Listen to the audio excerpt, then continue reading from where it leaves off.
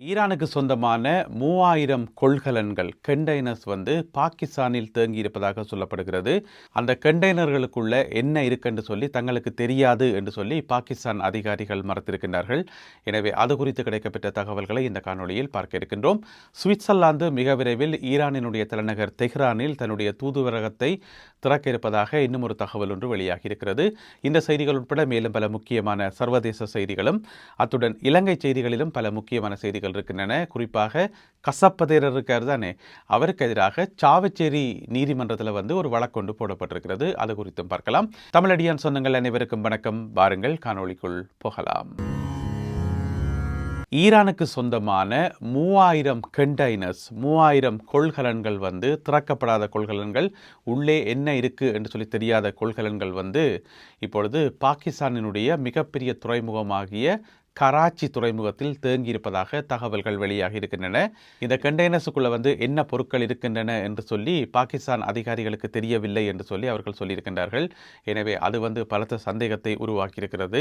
அப்போ ஏன் ஈரான் அதை இன்னும் எடுத்துக்கொண்டு போகல என்று பார்த்தீங்கன்னு சொன்னால், இந்த ஹோமுஸ் நீரிணை பகுதியில் ஏற்பட்டுக்கிற பிரச்சனை காரணமாக இப்போ கராச்சி துறைமுகத்தில் கப்பலை ஏற்றி கொண்டு போனால் அது அங்கால ஹோமுஸ் பக்கம் கொண்டு போகிறதுல பிரச்சனை இருக்குதானே, இந்த அமெரிக்கா அந்த பிளாக்கேட் காரணமாக. அதனால் அங்கே இருந்து எந்த விதமான கப்பல்களும் பாகிஸ்தான் நோக்கி வரவில்லை என்று சொல்லப்படுகிறது. அதன் காரணமாக இந்த 3000 வரையான கண்டெய்னர்ஸ் இப்பொழுது கராச்சி துறைமுகத்தில் தேங்கியிருப்பதாக சொல்லப்படுகிறது. அதே வேளையில் இந்த கொள்கலன்களை வேறு வழிகளை பயன்படுத்தி, மாற்று வழிகளை பயன்படுத்தி பாதுகாப்பான முறையில் தங்களுடைய நாட்டுக்கு கொண்டு வந்து தரும்படி ஈரான் இப்பொழுது பாகிஸ்தானை கேட்டிருக்கிறது. எனவே என்ன நடக்கப் போகுது என்பதை பொறுத்திருந்து பார்ப்போம். ஈரான் நாட்டினுடைய வெளிவிவகார அமைச்சர் அப்பாஸ் அராக்சி இன்று வெள்ளிக்கிழமை இரவு இஸ்லாமாபாத் நகரத்துக்கு ஒரு எதிர்பாராத பயணம் ஒன்றை மேற்கொள்கின்றார். பாகிஸ்தானினுடைய தலைநகர் இஸ்லாமாபாத்துக்கு அவர் செல்கின்றார். எங்கள் எல்லாருக்குமே தெரியும், இஸ்லாமாபாத்தில் பேச்சுவார்த்தை நடக்கும் என்று சொல்லி கடந்த ஒரு கிழமையாக லாக்டவுன் எல்லாம் போட்டு பலத்த பாதுகாப்பு எல்லாம் ஏற்பாடு செய்து இஸ்லாமாபாத் மக்களை வீட்டுக்குள்ளேயே இருங்கன்னு சொல்லி முடக்கி வச்சு எத்தனையோ ஏற்பாடெல்லாம் செய்தும் கடைசி நிமிஷம் வரைக்கும் அந்த பேச்சுவார்த்தை நடக்கவே இல்லை. இந்த சந்தர்ப்பத்தில் இப்போ 2-3 நாளைக்கு முதல் செய்திகள் இந்த வெள்ளிக்கிழமையாவது பேச்சுவார்த்தை நடக்கும் என்று சொல்லி, ஆனால் வெள்ளிக்கிழமையே முடிய போது இப்படியான ஒரு பின்னணியில் அப்பாஸ் அராக்சி இஸ்லாமாபாத்துக்கு போகிறது ஏனென்று சொல்லி ஒரு கேள்வி இருக்குது. அதில் ஒருவேளை ஏதாவது அக்ரிமெண்ட் போட போயினுமா, ஏதாவது நடக்க போதா என்று சொல்லி பரபரப்பான சந்தேகங்கள் வருந்தானே. இருந்த போதிலும் கூட ஈரானிய தரப்பில் என்ன சொல்லப்பட்டிருக்குன்னு சொன்னால், இது வழக்கமான பயணம். ஒரு நாட்டினுடைய வெளிவிவகார அமைச்சர் வழக்கமாக வெளிநாடுகளுக்கு போயிட்டு வர்றது நோமல் தானே. எனவே அப்படியான ஒரு பயணமே தவிர மற்றும்படி இது வேறு எந்த விதமான அர்த்தமும் இதுக்கு இல்லை என்று சொல்லி ஈரான் தரப்பில் சொல்லப்பட்டிருக்கிறது. அதே நேரம் இந்த பயணத்துக்கு முதல் பார்த்தீங்கன்னு சொன்னால் ஓமானுக்கு சென்றிருக்கின்றார் அப்பாஸ் அராக்சி. ஓமான் நாட்டுக்கும் போய் அதுக்கு முதல் பார்த்தீங்கன்னு சொன்னால் ரஷ்யாவுக்கு போயிருக்கின்றார். எனவே ரஷ்யா, ஓமான், பாகிஸ்தான் என்று சொல்லி எல்லாமே இதோட சம்பந்தப்பட்ட நாடுகள் தான். பேச்சுவார்த்தையாக இருக்கலாம் அல்லது சண்டையாக இருக்கலாம், அனைத்தோடையும் சம்பந்தப்பட்ட நாடுகள் தான். எனவே அப்பாஸ் அராக்சி அவர்களுடைய பாகிஸ்தான் பயணம் எதற்காக என்பதை பொறுத்திருந்து பார்ப்போம். ஈரானினுடைய தலைநகர் தெஹ்ரானில் தன்னுடைய தூதரகத்தை திறப்பதற்கு இப்பொழுது சுவிட்சர்லாந்து தீர்மானித்திருக்கிறது. மிக விரைவில் அந்த தூதரகம் தெஹ்ரானில் திறக்கப்படும் என்று சொல்லி சுவிட்சர்லாந்து அதிகாரிகள் அறிவித்திருக்கிறார்கள்.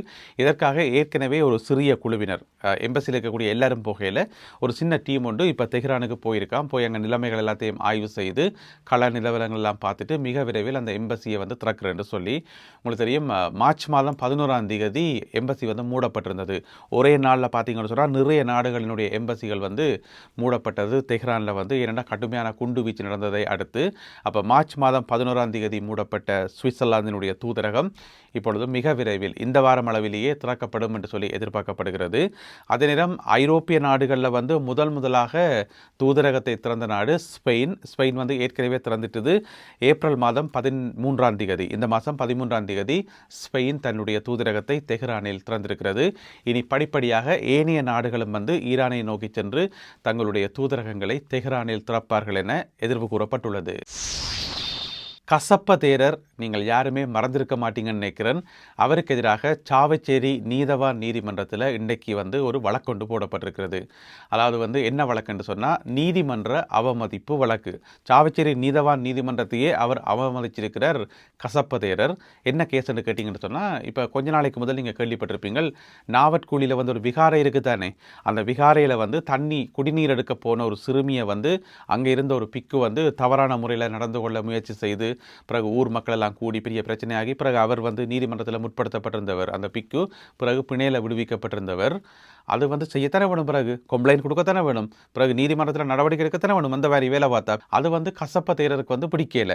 கசப்ப தேரர் வந்து அங்கே ஒரு ஊடக சந்திப்பு கொண்டு வச்சு சாவச்சேரி நீதவான் நீதிமன்றத்தை வந்து கண்டபடியெல்லாம் காய்ச்சி விட்டார் பிடிச்சி. சாவச்சேரி நீதவான் நீதிமன்றத்தை பற்றி பிளபுலையா தப்பா எல்லாம் வந்து ஊடக சந்திப்பில் சொன்னவர் கசப்ப தேரர் வந்து, அதாவது நீதியா செயல்படையில் நேர்மையா செயல்படையில் என்று சொல்லி இது அந்த பிக்குக்கு வந்து வழக்கு போட்டது. அதில் என்ன அநியாயம் இருக்குது? எனவே கசப்ப தேரட்ட கண்ணுக்கு அநியாயமாக தெரிஞ்சிருக்கு போலடக்கு. சரி என்று ஒரு பத்திரிகையாளர் மாநாடு மாதிரி வச்சு ஒரு ஊடக சந்திப்பொன்றை வச்சு சொல்லி போட்டார். இப்போ அது சம்பந்தமாகத்தான் இன்றைக்கு வழக்கு போடப்பட்டிருக்கிறது. இது வந்து நீதிமன்ற அவமதிப்பு வழக்கு. எனவே அவர் மேலே நடவடிக்கை எடுக்கணும் என்று சொல்லி, எனவே நீதிபதிகள் சொல்லியிருக்கிறார்கள் இன்னும் ஒரு 2-3 நாளில் சொல்கிறோம் என்று சொல்லி, அதாவது அவருக்கு எதிராக வழக்கு போட்டு அவரை கூப்பிடுறதா என்ன ஏதுன்னு சொல்லி 2-3 நாளில் சொல்கிறோம் என்று சொல்லி.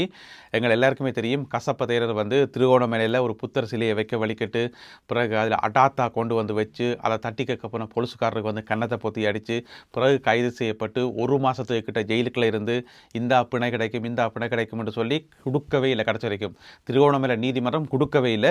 1 மாதம் நல்ல வடிவாக உள்ளுக்குள்ளே இருந்து சிறைச்சாலை சாப்பாடெல்லாம் சாப்பிட்டு வடிவாலாம் நல்ல பாடங்கள் எல்லாம் படித்து கொண்டு வெளியில் வந்து கொஞ்ச நாளாக சத்தம் போடாமல் மூச்சு காட்டாமல் இருந்தவர் திருப்பி அந்த சொல்லுவோம் அந்த குளிர் விட்டு போச்சுன்னு சொல்லி, அதே மாதிரி இப்போ குளிர் விட்டு போச்சு போல இப்போ அதனால் இப்படி ஒரு கதையோட காய்ச்சி விட்டுக்கார். அதனால் இப்போ நீதிமன்றத்தை வந்து அவமதித்து வச்சுக்கார். எனவே அடுத்த நடவடிக்கை எடுக்கப்படும் என்று சொல்லி எதிர்பார்க்கப்படுகிறது. பொதுவாக கவனித்து பார்த்தீங்கன்னு சொன்னால் இப்போ பிக்குமாரில் வந்து எல்லா பிக்குமாரும் இல்லை, நிறைய நல்ல பிக்குமார் இருக்கணும்.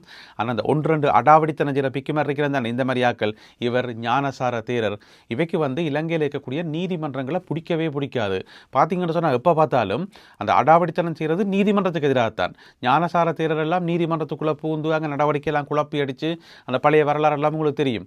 அதே மாதிரி தான் இவரும் கசப்ப தேரருக்கு நீதிமன்றம் பிடிக்கல போறதுக்கு. ஏன்னு சொன்னால் நீதிமன்றத்தில் வந்து நீதி வந்து சரியாக இருக்கும், இவேண்ட நீதி வந்து தலைகளாக இருக்கும். அப்போ ஒத்து வராது தானே.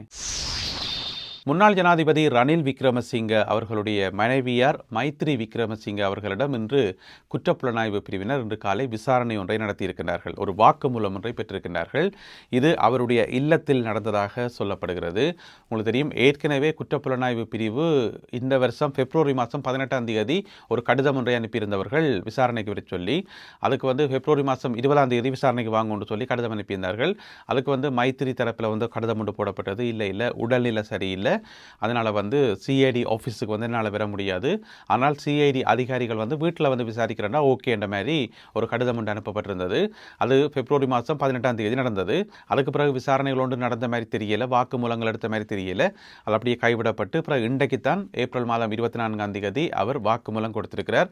இந்த வாக்குமூலத்தில் வந்து என்னென்ன விஷயங்களை அவர் குறிப்பிட்டார் அல்லது என்னென்ன விஷயங்களை சிஐடியினர் கேட்டார்கள் இந்த மாதிரியான தகவல்கள் வந்து வெளியாகல. இருந்தாலும் அந்த லண்டன் பயணம் சம்பந்தமாக அதில் காசு செலவழிக்கப்பட்ட சம்பந்தமாக தான் அந்த வழக்கு. ஆனால் என்ன விதமான கேள்விகள் கேட்கப்பட்டன, எந்த ஆங்கிளில் கேட்கப்பட்டன சொல்லி விவரங்கள் வெளியாகவில்லை. கைது செய்யப்பட்டு நீண்ட காலமாக விளக்கமறியலில் வைக்கப்பட்டிருந்த முன்னாள் அமைச்சர் ஜோன்ஸ்டன் பெர்னாண்டோ இன்று பிணையில் விடுவிக்கப்பட்டிருக்கின்றார். அதாவது ஜனவரி மாதம் 5ஆம் தேதி அவர் கைது செய்யப்பட்டிருந்தவர். அதுக்கு பிறகு பிணை கொடுக்கவே இல்லை, கனகாலமாக இப்போ 4 மாதமாக ஜெயிலுக்குள்ளே இருந்து போட்டு 4 மாதம் கழித்து இன்று பிணையில் விடுவிக்கப்பட்டிருக்கின்றார். அதாவது 25,000 ரூபாய் ரொக்க பிணையிலும் பிறகு சரீர பிணை வைக்கத்தானே வேணும், அது வந்து ஒவ்வொன்றும் வந்து 5 லட்சம் ரூபாய் பெறுமதியான 4 சரீர பிணையிலும் அவர் இன்று விடுவிக்கப்பட்டிருக்கிறார். எதுக்காக அவர் கைது செய்யப்பட்டார் என்றது உங்கள் எல்லாருக்குமே தெரியும். சத்தோச நிறுவனத்துக்கு சொந்தமான வாகனத்தை எடுத்துக்கொண்டு போட்டு தன்னுடைய சொந்த தேவைக்கு பயன்படுத்தினவராம். அதாவது அவர் வந்து சொந்தமாக ஒரு கம்பெனி மாதிரி வச்சு ரன் பண்ணுறார். அவரும் அவருடைய மகன்களும் வந்து ஒரு கம்பெனிகள் வச்சு ரன் பண்ணிவிடும் தானே. அமைச்சர் மேரண்டா பின்ன சாதாரண விளையாட்டா? அதுவும் முன்னாள் அமைச்சர் மேரண்ட சொன்னால் சாதாரண விஷயமா? பாராளுமன்ற உறுப்பினராக வராக்கு முதல் பயங்கர கஷ்டமாக ஏழ்மையாக இருந்திருப்பினும் பாராளுமன்ற உறுப்பினராக வந்த உடனேயே பார்த்தீங்கன்னு சொன்னால் காசு புழங்க ஆரம்பிச்சிடும், லட்சாதிபதிகளாக இருவினம். பிறகு அமைச்சராக வந்து முடிய கோடீஸ்வரராக இருவினம், லட்சாதிபதியிலிருந்து ப்ரொமோட் ஆகி கோடீஸ்வரராக இருவினம். இதுதான் கடந்த காலங்களில் நாங்கள் இலங்கையில் பார்த்தது. எனவே இவையில் வந்து ஒரு கம்பெனி ஒன்று வச்சு ரன் பண்ணி வைக்கணும். அந்த கம்பெனிக்கு வந்து செலவை குறைக்கிறதுக்காக வாகனங்கள் போக்குவரத்து செய்யத்தானே வேணும், பொருட்களை ஏற்றி இறக்கத்தானே வேணும். அப்போ அதுக்கு வந்து வாகனங்கள் வேண்டி விட்டால் தேவையில்லாத செலவு தானே. அதுக்கு சத்தோச நிறுவனத்துக்கு சொந்தமான வாகனத்தை பயன்படுத்தினா ஒரு பிரச்சனையுமே இல்லை. கணக்கை வந்து சந்தோஷன கணக்கில் எழுதி போட்டு தங்களுடைய சொந்த தேவைக்கு பாவிக்கலாம் என்று சொல்லி பாவிச்சு அது பியோ பாவிச்சது. ஆனால் அந்த வழக்கு இன்றைக்கு வரைக்கும் துரத்தி கொண்டிருக்குது. இன்றைக்கு தான் அவருக்கு பிணை கிடைச்சிருக்குது. அதாவது உங்களுக்கு தெரியும் எத்தனல் என்று சொல்லி ஒரு கெமிக்கல் இருக்குது தானே, அந்த எத்தனலில் வந்து ஒரு 40,000 லிட்டரை ஒரு லொரியில் தூக்கி போட்டுவிட்டு அதை கொண்டு போனவராம். அதுதான் கேஸ். எனவே சத்தோசவினுடைய லொரியை வந்து தன்னுடைய சொந்த தேவைக்கு பயன்படுத்தினார் என்று சொல்லி வழக்கு போடப்பட்டு தான் இப்போ 4 மாதங்கள் கழித்து பிணையில் வந்திருக்கின்றார் முன்னாள் அமைச்சர் ஜோன்ஸ்டர் பெர்னாண்டோ. பொது நிர்வாக அமைச்சருக்குத்தானே அவர்களுக்கு சொந்தமான இணையதளம் மீது சைபர் தாக்குதல் நடத்தப்பட்டிருப்பதாக இப்பொழுது குற்றப்புலனாய்வு பிரிவில் வந்து முறைப்பாடு செய்யப்பட்டிருக்கிறது. இதை வந்து உடனடியாக விசாரித்து ஆக்களை கண்டுபிடிங்கன்னு சொல்லி முறைப்பாடு கொடுக்கப்பட்டிருக்கிறது. முறைப்பாட்டை கொடுத்தது யாருன்னு பார்த்தீங்கன்னு சொன்னால் பொது நிர்வாக அமைச்சினுடைய அமைச்சர் சந்தன அபேரத்ன அவர் தான் முறைப்பாட்டை கொடுத்திருக்கின்றார். என்ன பிரச்சனைன்னு சொன்னால் அதை வந்து ஹேக் பண்ணி அதிலிருந்து தகவல்களை எடுத்து அந்த தகவல்களை வந்து ஏலம் விடுறதானா அந்த ஹேக்கர்ஸினுடைய நோக்கம் என்று சொல்லப்படுகிறது. எனவே யார் இந்த ஹேக்கர்ஸ், உள்நாட்டிலேருந்து ஹேக் பண்ணார்களா அல்லது வெளிநாடுகளிலேருந்து ஹேக் பண்ணார்களா என்னென்னு தெரியாதானே. எனவே அவர்களை கண்டுபிடிக்க சொல்லி இப்பொழுது குற்றப்புலனாய்வு பிரிவில் வந்து முறைப்பாடு கொடுக்கப்பட்டிருக்கிறது.